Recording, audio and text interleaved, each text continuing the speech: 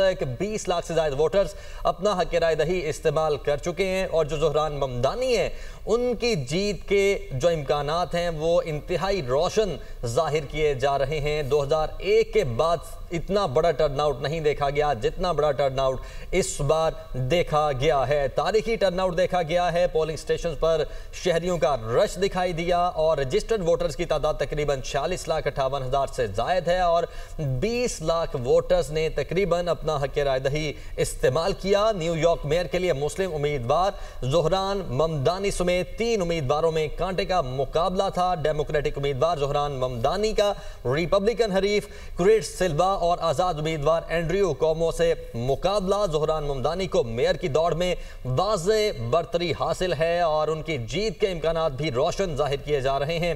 جبکہ زہران جیتے تو نیو یارک کے وہ پہلے مسلمان اور غیر امریکی میئر بھی ہوں گے۔ آج ہی ہم نے دیکھا کہ زہران ممدانی نے اپنی اہلیہ کے ہمراہ بھی ووٹ کاسٹ کیا اور مخالف امیدوار اینڈریو کومو نے بھی اپنا ووٹ کاسٹ کیا، جبکہ نیو جرسی اور ورجینیا میں جو دوسرے انتخابات ہو رہے تھے گورنرز کے، ان کا بھی رزلٹس آ چکے ہیں اور اب یہاں پر بھی پولنگ کا وقت ختم ہو چکا ہے۔ کچھ ہی دیر میں ہم دیکھیں گے کہ رزلٹس آنا شروع ہو جائیں گے اور رزلٹس اناؤنس کر دیے جائیں گے۔